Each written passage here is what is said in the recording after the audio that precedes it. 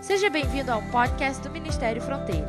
A mensagem que você vai ouvir foi pregada pelo pastor Álvaro Cruz na nossa igreja na Barra da Tijuca, no Rio de Janeiro.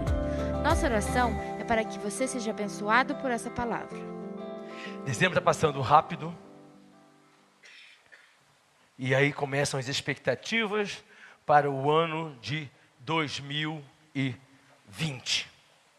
As expectativas, na verdade, elas trazem inúmeras dúvidas. Como é que vai ser o governo ano que vem? A gente tem dúvidas sobre como é que a política vai se comportar. Como é que a economia vai reagir. A gente tem dúvidas também a respeito de como vai ser o dia a dia do próximo ano. Nós vamos estar saudáveis? Nós vamos estar felizes? O que vai acontecer? E na verdade, queridos, como nós não controlamos absolutamente nada, a gente vive em terreno de dúvidas. Tem pessoas que têm dúvidas que são bastante banais.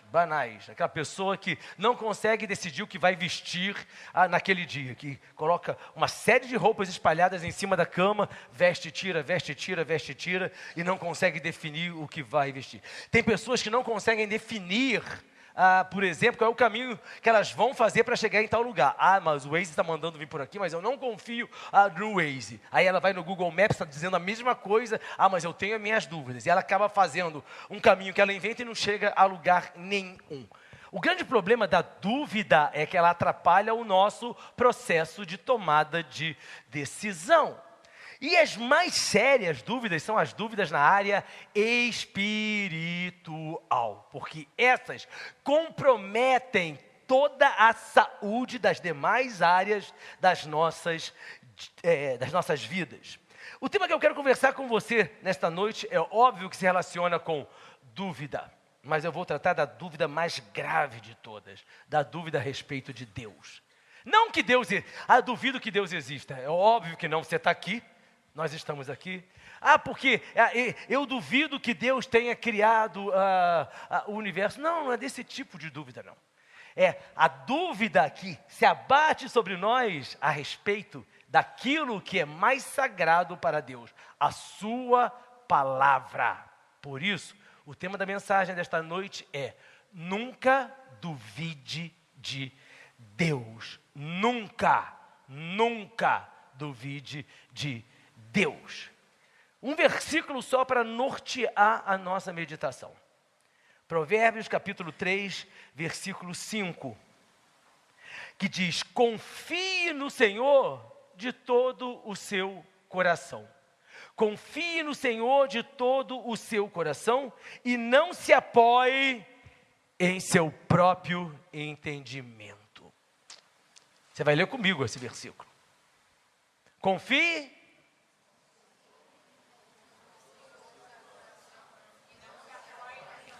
Tem gente que está com dúvida até se sabe ler. Vamos ler novamente. Confie.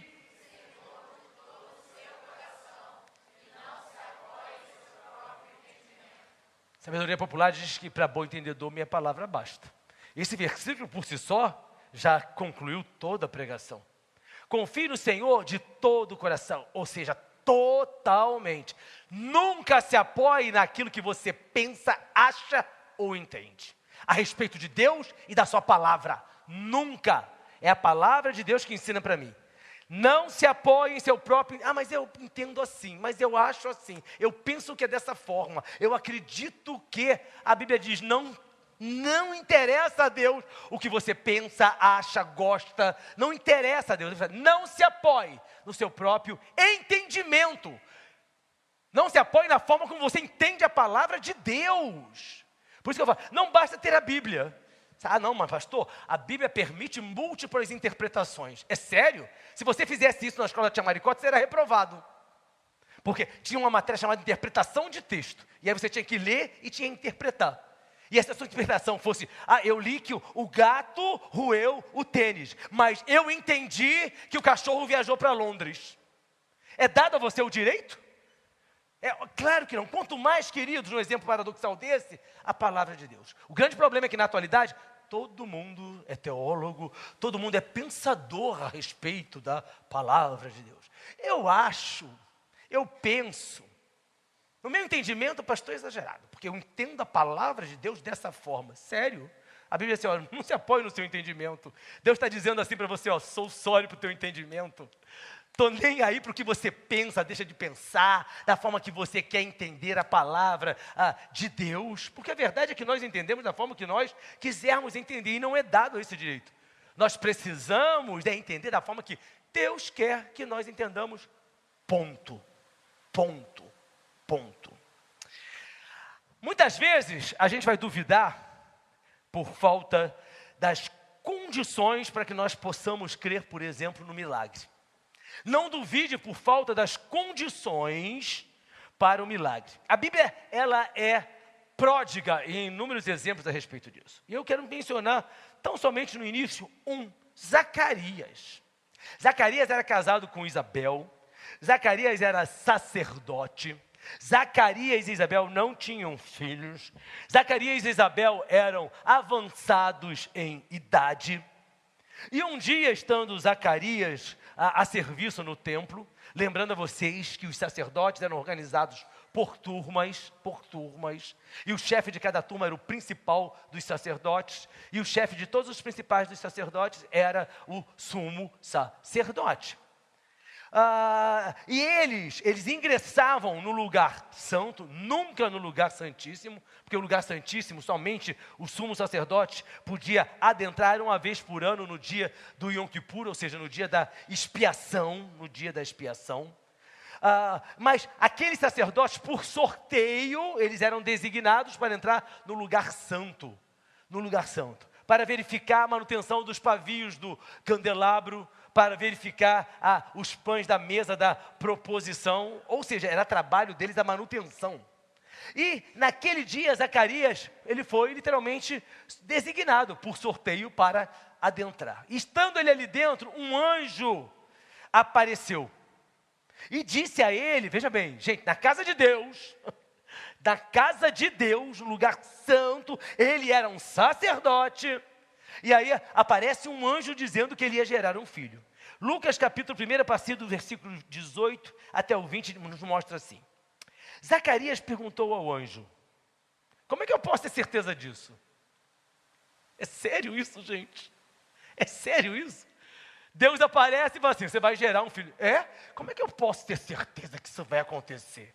O Senhor é Deus, mas eu preciso ter uma garantia. Eu preciso ter uma certeza. Aí a Bíblia continua dizendo, sou velho, minha mulher é de idade avançada. O anjo respondeu, sou Gabriel, o que está sempre na presença de Deus. Fui enviado para lhe transmitir estas boas novas. Mas já que você fala demais, cara, agora você vai ficar mudo. Agora você ficará mudo. Não poderá falar até o dia em que isso acontecer. Porque não acreditou em minhas palavras, que se cumprirão no tempo oportuno. E Zacarias ficou mudo até o nascimento de João, que seria João o Batista, aquele que batizava, a voz do que clama no deserto, aquele que veio para preparar o caminho do Senhor, aquele de quem Jesus Cristo disse que de homens nascidos de mulher não havia ninguém mais importante, nunca houve mais importante do que João Batista. Duvidou? Porque era velho. Duvidou porque a mulher dele também era velha. E nós recebemos as promessas do Senhor, e como nós não sabemos lidar com o sobrenatural, a gente, mas como é que isso vai acontecer? Sobrenatural, queridos, não tem explicação natural. Sobrenatural está acima daquilo que é natural. O grande problema é que nós, ao querermos entender, nós estamos duvidando. Moisés, o mar vai se abrir, mas como é que o mar vai se abrir? Vai vir o quê? Vai vir um ciclone? A maré vai baixar? O que é que vai acontecer? Não interessa de que forma vai ser. Se Deus falou, ponto. Não interessa como é que vai acontecer. Se Deus falou, já aconteceu. Nós duvidamos porque nós precisamos ver os requisitos naturais preenchidos. Não tem como. Olha só, para gerar filho tinha que ser jovem, tinha que ter um número tal. Eu não sei se esse cara tem espermatozoide preguiçoso, se os nadadores dele são bons. Eu não sei se essa mulher ainda tem óvulo que seja capaz de ser fertilizado. Eu não sei dizer. E aí a gente quer uma explicação para aquilo que não é natural. Sua mente e a minha só assimilam, queridos, o que é natural. A nossa mente não assimila aquilo que é sobrenatural. Nós vivemos o sobrenatural. Nós não entendemos o sobrenatural. Aí eu entendo. Então me explica como é que o mar vermelho se abriu. Então me explica como é que o mundo foi criado. Então me explica como é que Deus só falou assim, haja luz e houve luz. Explica. A gente aceita, a gente vive. A gente não tem condição de compreender, a nossa mente, ela não é capaz de abarcar a compreensão daquilo que é sobrenatural. E nós precisamos aprender a aceitar e tomar posse, mesmo sem entender. Enquanto Deus não me explicar, não faço. Deus vai ter que vir aqui em pessoa e falar para mim, porque se Ele não falar, é sério. E a gente, na nossa arrogância, e é claro que eu estou dando tons de brincadeira para amenizar, porque a coisa é irritante, é anóide mesmo, sabe? A coisa é de irritar a nossa petulância diante de Deus. O anjo está ali falando para ele, Deus mandou eu dizer que você vai ter filho. Ele devia trazer o quê? Glória a Deus, obrigado, Senhor, eu te louvo. Não tem como, então eu não estou entendendo. Como é que isso vai acontecer?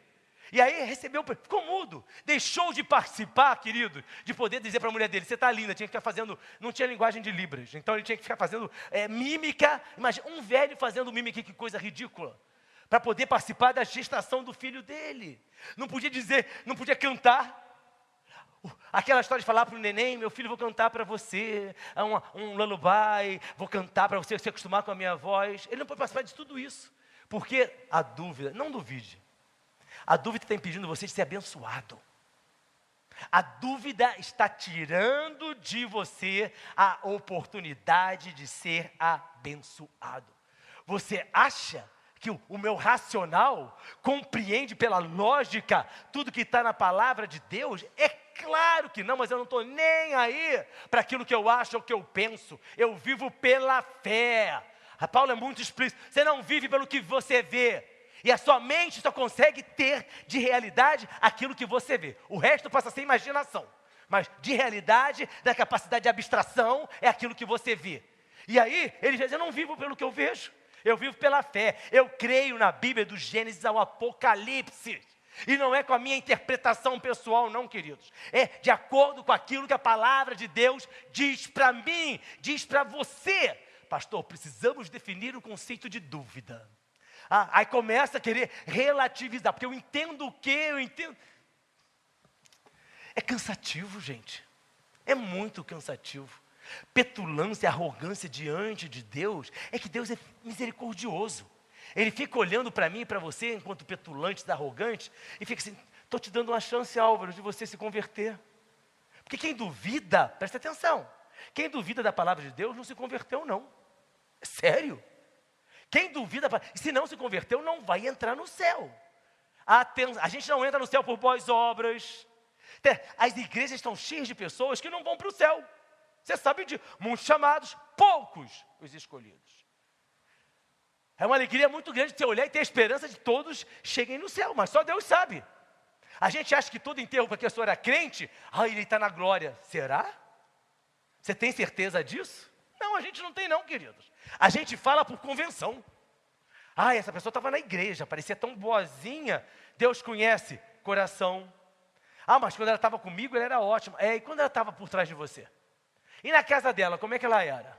Na igreja, todo mundo é bonzinho, gente. Você acha, alguém vai entrar aqui na igreja e falar, galera, pequei ontem, caí na esmola. Alguém vai fazer isso?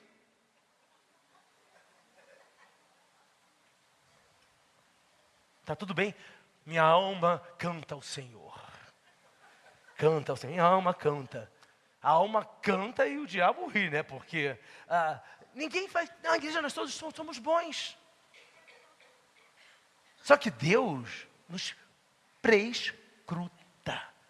A Bíblia fala que são olhos de chamas, ou seja, Ele enxerga onde ninguém mais enxerga. aonde você não se conhece, Ele conhece. E é uma realidade muito triste, quando a gente pensa que as pessoas que estão na igreja, muitas não vão para o céu. E olha só, essa é uma realidade que o diabo adora, ele bate palma. Sabe, aquele é o crente que está abafando, porque não está indo para o céu. Aquela pessoa que está na igreja e de acordo com o que o diabo quer, ou seja, duvidando de Deus, duvidando daquilo que Deus quer para a sua vida, para a vida da sua família, para a sua casa, essa pessoa está longe de Deus, está precisando de conversão. A conversão nos traz o quê? Submissão. A Bíblia é muito clara. Eu amo aquele que cumpre, que faz, que executa a minha palavra. Não é só aquele que ouve. É aquele que executa, que coloca em prática. Olha só, nós mesmos colocamos isso, seres humanos. A teoria na prática é outra. Só que na Bíblia, a teoria na prática é a mesma. É a mesma. Não existe algo que a Bíblia diga que não, isso aqui caiu em desuso, isso aqui agora, pleno século 21, não. As pessoas agora escolhem o que querem ser, escolhem sexo, você faz aborto, você não faz. Século 21. Século da modernidade, do respeito à vontade do ser humano e da negação da vontade de Deus. Da vontade de Deus. A gente duvida, queridos, porque os nossos olhos não podem ver o milagre. Não podem ver aquilo que Deus nos prometeu. Por que as pessoas duvidam do... Tem muita gente hoje pregando isso, o inferno não existe. O inferno é uma fábula. O inferno é aqui mesmo, porque aqui se faz, aqui se paga. É tanta teoria fraudulenta, realmente da náusea. E tem sempre um bando de pseudos intelectuais para defender. Querem fazer a CPI da fake news. Deviam fazer a CPI das fakes, teorias a respeito da vontade de Deus. Porque o que tem de teoria fake que nós criamos, não precisa nem dar título de foi fulano não, que nós criamos para atender o quê? O nosso ego. Para atender o nosso ego. A pastora Ângela está linda de amarelo, como qualquer cor que ela usa, ela fica linda. A Doris quis imitar, veio de casaco. A Lília também quis imitar, mas lamento muito para vocês, entendeu? Ela ficou maravilhosa. Vocês estão bem também, vocês também estão elegantes. Eu quero que a igreja toda use amarelo. Sabe o que eu vou fazer? A Bíblia diz que nós temos que nos vestir com a cor do ouro. Então, todo mundo de amarelo. Que? Não posso? Não, tem que ser a cor do ouro, porque eu estou entendendo. Eu acho que, eu penso que. E é assim que as coisas surgem. Na sua vida, na minha vida, e nessa distorção da palavra de Deus que está imperando o mundo afora. Pessoas rasgando, eu não vou rasgar minha Bíblia porque ela é muito preciosa para mim. Tá? As pessoas rasgando a Bíblia. Tomé, ele duvidou. Ele não viu. Olha só, João capítulo 20, versículos 24 a 29. Tomé, chamado Dídimo, um dos 12 gêmeos, um dos 12, não estava com os discípulos quando Jesus apareceu. Os outros discípulos lhe disseram, vimos o Senhor. Mas ele disse, você viu? Se eu não toque... Ele não queria só ver não, gente. Esse cara era folgado. Ele não queria só... Eu tenho que tocar. Se eu ver, vai ter um holograma. que está na minha frente. Então, eu tenho que tocar.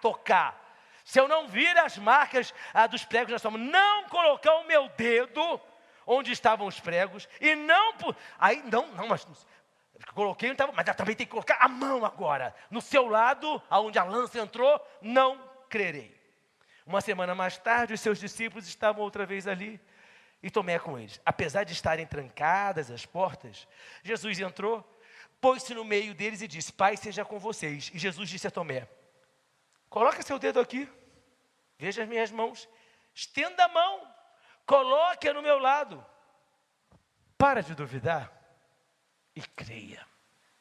Jesus está fazendo, cresce, cara, cresce, amadurece espiritualmente. Para de duvidar e creia. E isso nessa noite é para todos nós. Para de duvidar e creia. Se submeta à palavra de Deus. Aí ele continua, então Jesus lhe disse, porque me vê, disse Tomé, ó Senhor meu e Deus meu. E Jesus lhe disse, porque você me viu, você creu? Felizes os que não viram e creram. Mesmo que seus olhos não estejam vendo nada, seja feliz, ou seja, bem-aventurado. Creia, creia. Tomé só viu Jesus uma semana depois da ressurreição. Enquanto os discípulos estavam aliviados, o mestre, ele é a verdade, ele ressuscitou. Tomé estava, será? Não sei, pode ser. De repente é um cara fantasiado, fizeram maquiagem. Eu entendo que, no meu pensamento, exagero desses discípulos. Estão exagerando. Isso é over. É uma overreaction. Porque não pode acreditar em tudo que aparece, não é bem assim. Nós somos assim, cheios de argumentos, cheios de lógicas vazias, cheias de intenções furadas, porque nós queremos fazer com que a palavra de Deus se dobre a gente. Nunca. Deus nunca vai se dobrar a mim ou a você, nunca. Por isso que ele diz, quer ser bem-aventurado? Mesmo que você não veja, creia. Não duvide, queridos, porque parece ser impossível. Se tem um povo que duvida o tempo todo, é claro que é o povo de Israel. Eles haviam saído da escravidão do Egito de uma forma sobrenatural, com as pragas que vieram sobre o Egito para fazer com que Faraó os libertasse, para eles irem adorar, ou seja, para saírem do Egito. Eles viram o mar se abrir, como nós cantamos aqui. Abriu o mar para eu passar por ele. Isso é algo que a minha mente não concebe. Já naveguei por tudo que é oceano você possa imaginar. Já no Índico? Já naveguei no Índico, Pacífico, Atlântico. Já naveguei no Mar Negro, no Mar Egeu, no Mar Báltico. Vai falando. O mar se abrir, Mar Vermelho se abrir. Quem esteve comigo lá em Israel, quando nós estivemos lá no Mar Vermelho, aí você, como é que isso se abriu? A minha mente não... A gente canta poeticamente, a gente canta, a gente crê, mas como é que isso aconteceu? Eles viram, atravessaram a pé seco, para ninguém dizer que foi a maré que baixou. Todo mundo já viu, está na praia, quando a onda passa a ser molhadinha, você deixa... Eu ia falar patinhas não, porque patinhas são os animais, né? A gente deixa as nossas pegadas. A gente deixa as nossas pegadas na areia, porque a areia está fofa, está molhada. Eles atravessaram a pé seco. Para ninguém dizer, nem lama tinha. Aí, queridos, vão... agora estão com sede. Aí começa a reclamação, agora estou com sede. Né? Porque o mar era salgado, mas agora estou com sede. Aí vem as águas de Mara, ou seja, as águas são transformadas em águas potáveis. E aí, em determinado momento, logo a seguir, estamos com fominha. Não tem Big Mac aqui, não tem McDonald's, Burger King, não tem Pizza Hut, Domino's, não tem nada disso. A Evelyn também não tem nenhum cupom para mim. A rainha dos cupons. Só não ligaram para ela porque o celular não tinha sido inventado ainda. E esse troço de maná, gente, é enjoado esse troço. Todo dia maná. Não, que coisa é essa? Aí, queridos, esquecendo de tudo, de todos os milagres, que a gente esquece. A gente esquece dos milagres, dos livramentos. Deus nos abençoa, guarda a nossa vida. Na semana seguinte, a gente está blasfemando contra Deus. A gente está duvidando de Deus. Deus faz o impossível e a gente, na semana seguinte, está dizendo, não é bem assim, eu acho dessa forma, não pode falar isso, não pode falar aquilo. Eu, então, levo pedrada o tempo inteiro, né? Pastor é muito exagerado no púlpito. Pastor diz isso, ele não pode dizer, posso, eu sou o pastor da igreja e a minha missão é pregar a palavra de Deus. Eu não estou aqui pregando achismo, eu não estou pregando aqui aquilo que você quer ouvir ou que eu quero ouvir. A minha obrigação é pregar aquilo que a palavra de Deus determina e que Deus vai cobrar de mim. Então, querido, não pense que eu vou falar para agradar você. Não falo nem para agradar minha esposa, se não for em casa, é diferente. Mas palavras de Deus, nem para os meus filhos, nem para mim. Eu gostaria que fosse diferente, Senhor. É duro isso aqui para mim, Senhor. Falei, Álvaro, mas é assim que tem que ser. Aí, queridos, um bando de estrangeiros que se esqueceram já de tudo, que nós somos assim, memória curtinha, curtinha, curtinha. É engraçado, a gente não esquece quem deve a gente. Duvido que você esqueça quem está te devendo. Eu não suporto, eu não devo ninguém, eu prefiro que me devam. Porque eu não sei cobrar, a Elaine sabe disso. Mas não suporto ficar devendo 10 centavos para quem quer que seja. Está aqui os 10 centavos, está brincando? Não, está aqui, não quero, não suporto, nunca fui assim. Aí, querido, a gente não esquece daquilo que para a gente, mas milagre de Deus é descartável. Já resolveu, agora vamos para outro e tudo mais. E aí a Bíblia diz em Números 11, versículos 4 a 6. Um bando de estrangeiros que havia no meio deles, ou seja, não é povo de Deus, e são esses estrangeiros que vão fazer a tua cabeça mesmo. Fizeram do povo de Israel. O que é estrangeiro? Quem não pertence a Deus. Não gosto disso, pastor, lamento. Não pertence a Deus. Por isso que a Bíblia fala assim, olha, quem ama o mundo, a Bíblia diz que comunhão tem a luz com as trevas. Mas eu quero ter problema seu, meu filho, porque você já virou treva também. Se você está assim com as trevas, é porque você virou treva. Está entendendo? Se você tem comunhão com as trevas, porque a Bíblia diz assim, qual é a comunhão que tem a luz com as trevas? A Bíblia está perguntando, tem? Se tiver tudo treva aqui, a luz entrar, o que vai acontecer? Vai ter uma luz. E deixou de ser trevas, porque a luz está ali. Agora, se você tem comunhão, então nós já viramos trevas. Aí, queridos, esses estrangeiros, que são sempre assim, quem é estrangeiro? Quem não está no povo de Deus. Ou seja, é de fora.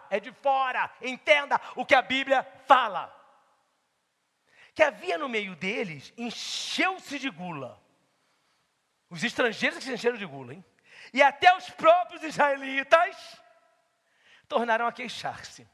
A Bíblia fala assim, as más conversações vão corromper. A Bíblia está te avisando, cuidado com o que teus amiguinhos estão falando, vão te corromper. E aquilo que você achava que era verdade vai deixar de ser. E a mentira que você quiser crer, você vai dizer que não, Deus sabe, Deus entende. Aí, querido, até os próprios israelitas tornaram a queixar-se. E diziam, se nós tivéssemos carne para comer. Nós nos lembramos, meu Deus, que povo maluco. Nós nos lembramos dos peixes que comíamos de graça no Egito. Satanás começou a falar assim, lá você comia peixe, lá você comia melancia, lá você comia pão. Saudade. Escravo comendo peixe? É sério isso? Comíamos peixes de graça. E também, comíamos pepinos, comíamos melancia. Comíamos alhos, porós, aí chegaram o que eles comiam mesmo, cebola e alho. E veja bem, é tão bíblico não gostar de cebola que está aí na Bíblia, gente. Cada um dá a interpretação que quer, tá vendo?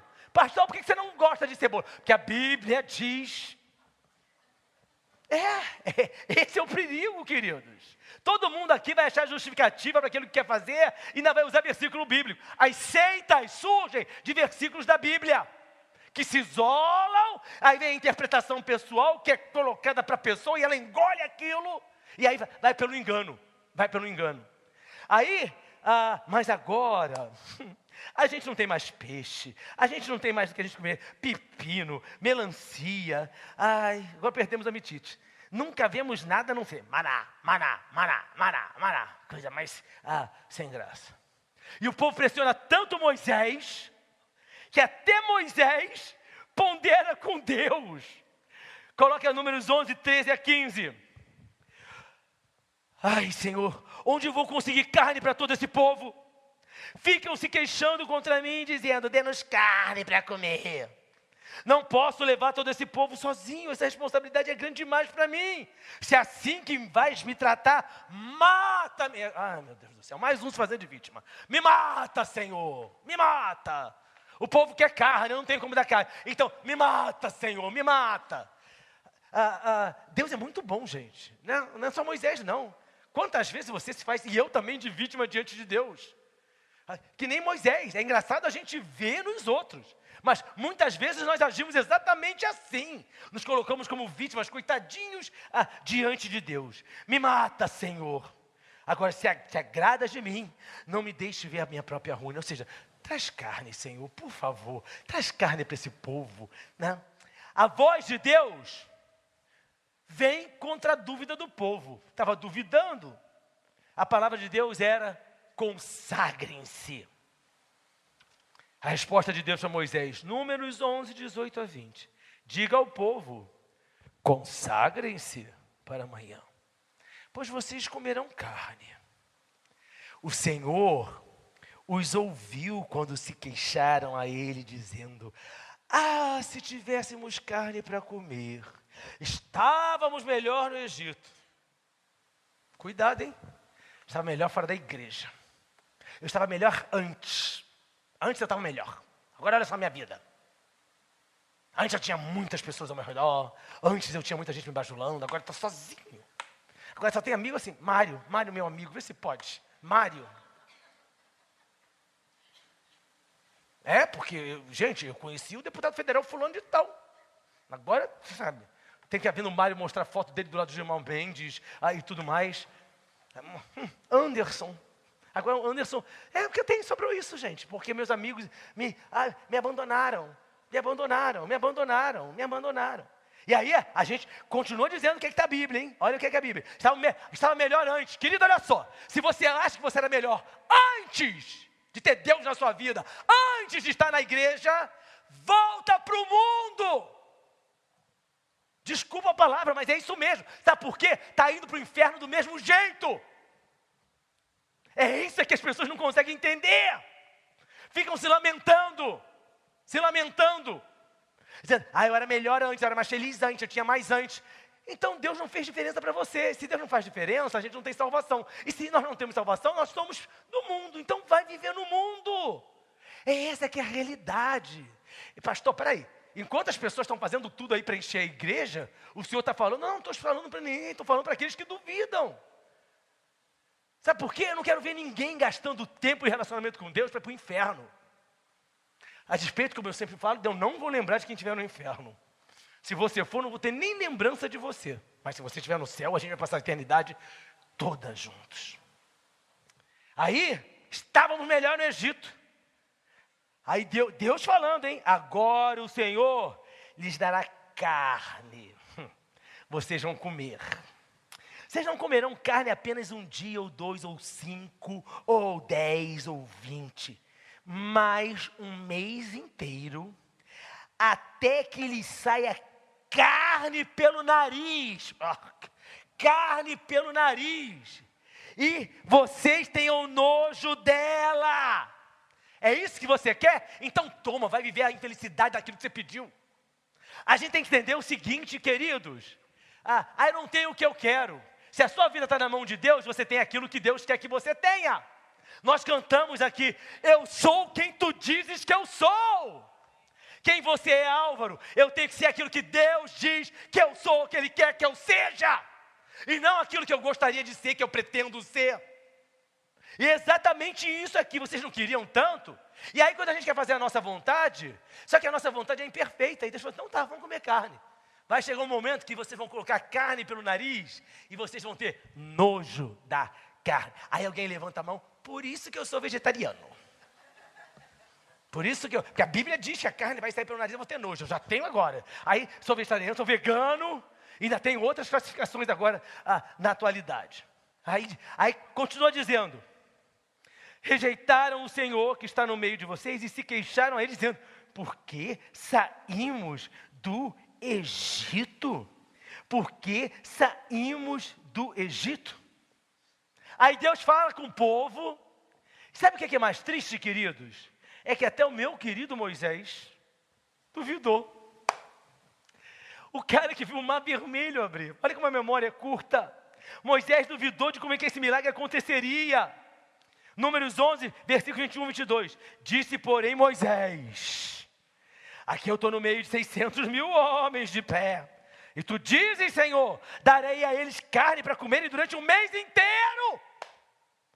Aí olha Moisés falando, será que haveria o suficiente para eles se todos os rebanhos fossem abatidos?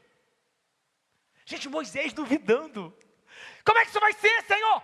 Está dando uma de Zacarias. Ou melhor, Zacarias é que deu uma de Moisés, porque Zacarias é posterior a Moisés durante muitos séculos, 1500 anos, na verdade. Como é que se você abatesse todos os rebanhos, será que haveria o suficiente para... Se todos os... Olha que exagero de Moisés. Moisés é dramático, gente. Se todos os peixes do mar fossem apanhados, gente, se todos os peixes não iam alimentar 600 mil. Moisés era dramático.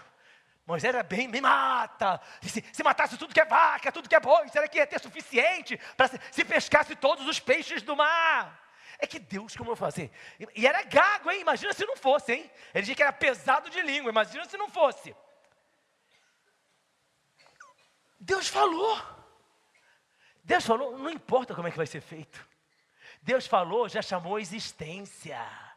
A gente não consegue explicar o atuar de Deus. Só que nós queremos que Deus atue de acordo com a nossa lógica. Moisés vai matar aquela vaca, aquele não sei do que, vai pescar tantos peixes, aí vai trazer. Jesus fez o quê? Tem 5.000 homens, Senhor, só tem aqui 5 pães e 2 peixinhos. Não dá. Não dá? E Deus sobrou? Faz essa aritmética para mim. Você vai ficar fazendo aí exponencial, integral tripla, derivada, rotacional, e não vai conseguir explicar. A gente não explica sobre a gente duvida. Isso é que é a grande desgraça na nossa vida. Deus, Ele abomina a dúvida. Números 11, 23 responde a Moisés. O Senhor respondeu a Moisés: estará limitado o poder do Senhor? Moisés, você está dizendo que meu poder é limitado? Estará limitado o poder do Senhor?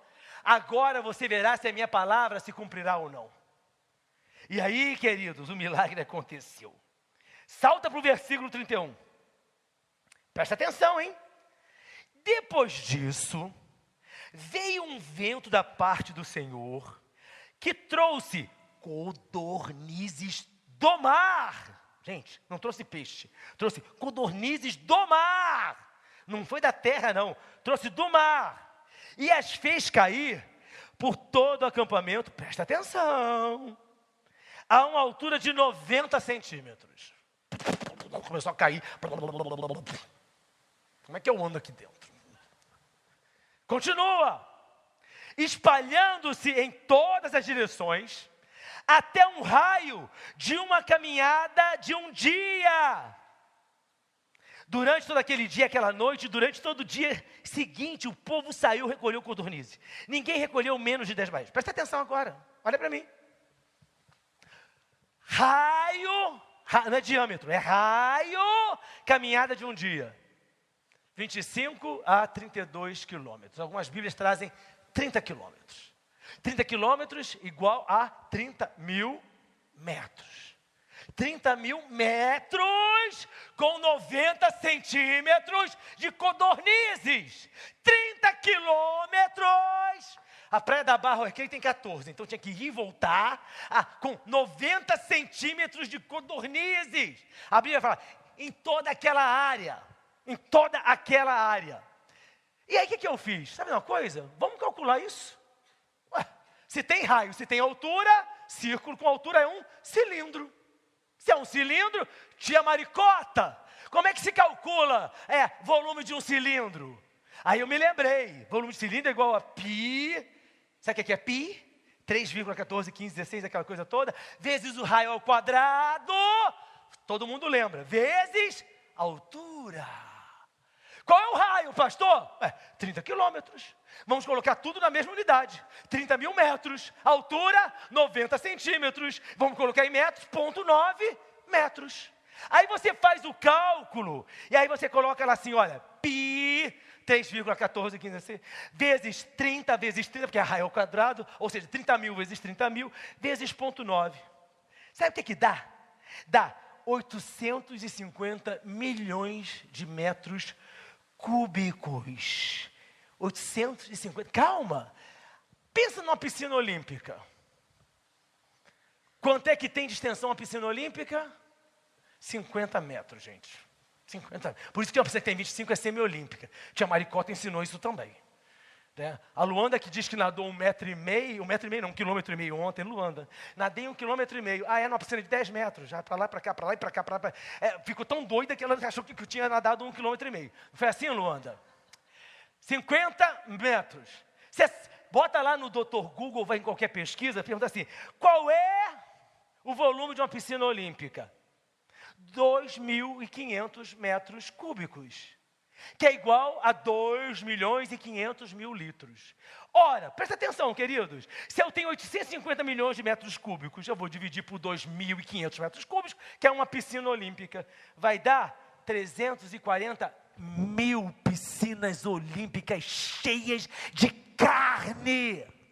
340 mil piscinas olímpicas cheias de codornizes. Para aqueles que diziam que Deus não tinha poder. Ai, Deus, está duvidando, Moisés? Então você vai ver. Você vai ver se eu tenho. Não duvida de Deus. Presta atenção, queridos. Porque quando a gente duvida, a gente é pesado na balança. E se a gente é achado em falta, não tem retorno. É isso que a gente tem que entender. Enquanto a gente está assim, vou pesar, cara, olha aí, vou te pesar. Senhor, tu tem misericórdia. Agora, se eu pesar você e você for achado em falta, não tem retorno. Agora você vai conhecer o meu poder. Agora você vai conhecer quem eu sou, de quem você duvidou. Por favor, pastor, que Deus é esse? Deus é amor. Por isso mesmo. Isso é um Deus de amor. Está mostrando para o povo e para mim e para você o equívoco da nossa dúvida, a mentira da nossa arrogância, a falsidade da nossa petulância. Está mostrando que dele ninguém duvida. Gente, você é assim? Você é assim? Fulano disse que não acredita. O quê? Agora ele vai ver quem eu sou. Não é assim que os homens reagem? Vou lá, ele vai se ver comigo, eu vou mostrar para ele quem eu sou. Não é assim? Deus não é humano, não. E Ele não faz isso por vingança, não. Ele faz isso por amor. Te dei todas as chances. Você não quis? Agora toma aí. 340 mil piscinas olímpicas cheias de carne. Comeram. Estou passando mal. Continua comendo, meu filho. Não tem mais nada, não. Come mais. Não estou aguentando mais. Não é aquela... Tem gente que já falou assim, meu filho queria não sei do que, então tá, só vai, come, até enjoa. Eu me lembro, queridos, que na minha infância, eu gostava muito de milho, espigas de milho. Tinha um quiosque lá no final da Barra, que era da tia Maria, até lá está um busto dela lá. E eu cheguei lá, eu quero milho, criança chata.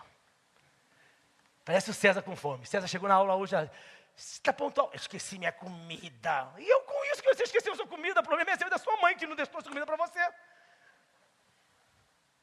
Aí eu falei, tomara que esqueça todo domingo, porque ele foi pontual na aula, porque esqueceu a comida, né? Quero milho. Eu falei, então tá. 1, 2, não, quero mais. Pode comer quantas você quiser, meu filho. Comi. Estou passando mal. Não saiu pelo nariz, não, quase.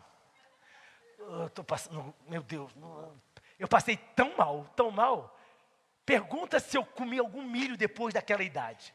Eu não suporto milho, eu não gosto de milho. Eu não como milho. Nem aquele que as 5 vezes botam no meu prato e falam assim, pastor, está uma delícia. Eu acredito que estava, mas eu não vou comer. Por quê? Comi, experimentei. É isso que você quer? O que você quer? Eu quero poder. Então toma, meu filho. Você vai literalmente naufragar. O que você quer no seu poder? Quero dinheiro. Toma, você vai afundar no seu próprio dinheiro. E vai. Como? Não é possível. É isso que a gente não brinca com Deus. Não duvida de Deus. Não duvida da palavra dEle.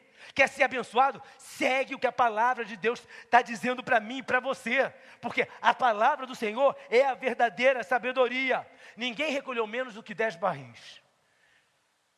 Como é que eu vou carregar? Começou. Presta atenção, gente. E agora? Como é que a gente carrega 10 barris? Estão no deserto. Exagero de Deus. Mandar esse monte de carne. Agora está com um problema.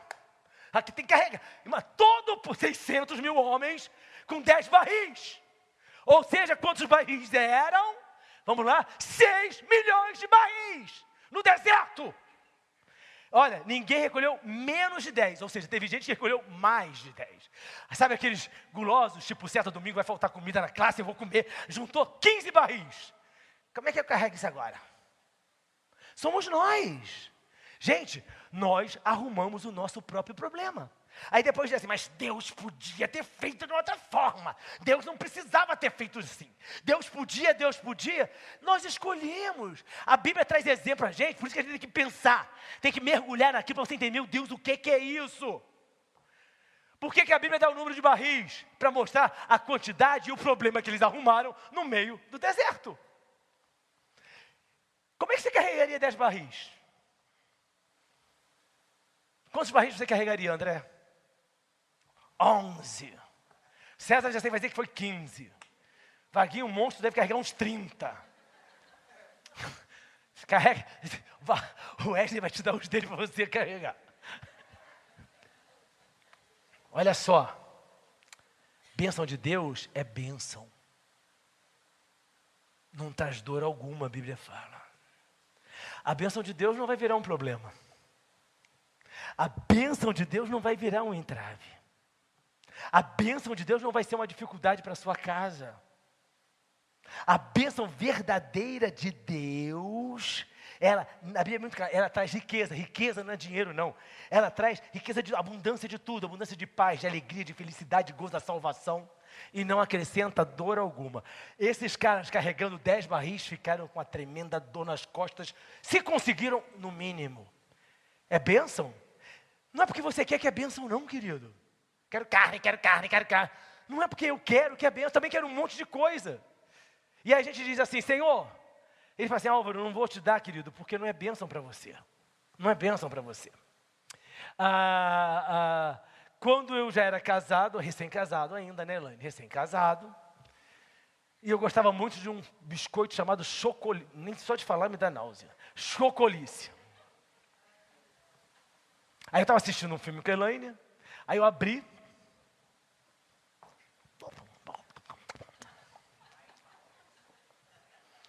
Aí eu vou pegar outro. O filme não acaba. Intervalo. Plim, plim. Naquela época era, né? 30 e tantos anos atrás. Eu não sei quantos eu comi, querido. Foram muitos. Daqui a pouco eu falei assim. Ai. Não sei por... Foi exatamente assim. Não sei porquê, Elaine. Estou me sentindo... Elaine, estou me sentindo muito mal, meu João. É sério que você não sabe por quê? Olha, eu fiquei 3 dias passando... Gente, muito mal, mas muito mal mesmo, não é pouco mal não. Se eu passo no supermercado, vem aquele sangue de Jesus tem poder, porque não quer nem coloca na minha frente. Eu ganhei ojeriza, sério, eu não consigo ver aquele biscoito na minha frente. Mas é bom, Senhor, eu quero muito, é bom. As coisas têm medida. Na nossa vida espiritual, as coisas têm medida. O tempo de Deus para mim e para você também tem medida. Não se esqueça, Eclesiastes 3. Tudo tem seu tempo. Tempo para juntar, para espalhar, tempo para costurar, para rasgar, tempo para plantar, para colher. O tempo que Deus espera por mim e por você também tem medida. Enquanto eu estiver vivo, Ele está esperando. Morri, acabou o tempo. A gente precisa entender que aquilo que a gente pensa que é bom, Deus sabe o seguinte... Depois eu falei sempre, você podia ter me avisado, né? Você podia ter falado assim, para com biscoito e tudo mais. Ela falou, não, come. Quer mais, meu amor? Vou pegar mais 3 lá para você. Queridos, pergunta se o povo quis mais carne. Aí você vai ler a passagem, você vai ler o Pentateuco inteiro, 40 anos. Pergunta se o povo pediu mais carne. Vê se você tem mais algum versículo que fala assim, quero carne, que maná delicioso, que maná saudável, como esse maná é bom. Aí a Bíblia diz assim, eles amassavam, faziam bolo, colocavam azeite, eles moíam, faziam farinha, começaram a inventar um monte de receita com maná, nunca mais pediram carne ao Senhor. Cuidado com o que a gente pede, você vai receber. E se a gente receber, queridos, a gente pode ter sérios problemas. Não duvide da vontade perfeita de Deus. Não duvide de que Deus ele faz o melhor para mim e para você. Não duvide pensando que o melhor é ter muito, quando Deus diz não, o melhor é você ter na medida. E na medida que Ele determinar. Mas eu quero muito, carne. A gente precisa aprender a ser sábio. A gente precisa aprender a não duvidar da verdade. A pastora Helena mencionou muito bem, a Bíblia vai ser bússola para todas as áreas das nossas vidas. Lembre a sua alma. Deus nunca falha. Oséias, capítulo 13, versículo 5 e 6 diz assim: eu cuidei de vocês no deserto, naquela terra de calor ardente. Quando eu os alimentava, ficavam satisfeitos. Quando ficavam satisfeitos, se orgulhavam e então me esqueciam. A gente está doente, Deus me cura. Aí a gente é curado. Para que eu vou gastar tanto tempo com Deus? Vou usar minha saúde para aproveitar a vida. Quando estavam com fome, eu os alimentava. Ficavam satisfeitos. Quando ficavam satisfeitos, se orgulhavam e então me esqueciam. Nunca duvide de Deus. Nunca. Mateus 21 diz assim, Jesus respondeu: eu asseguro que se vocês tiverem fé e não,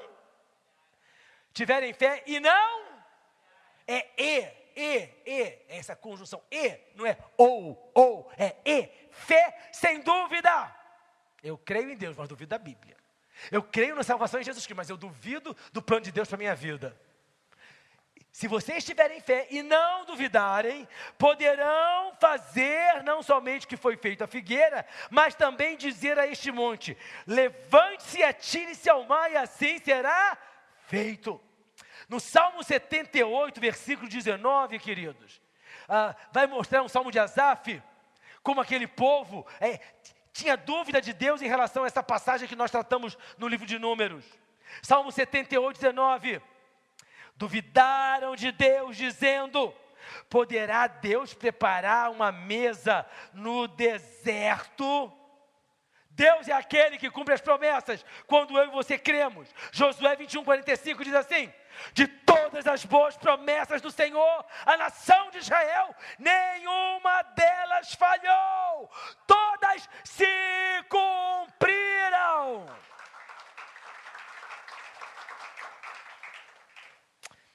Nunca duvide, Deus é fiel.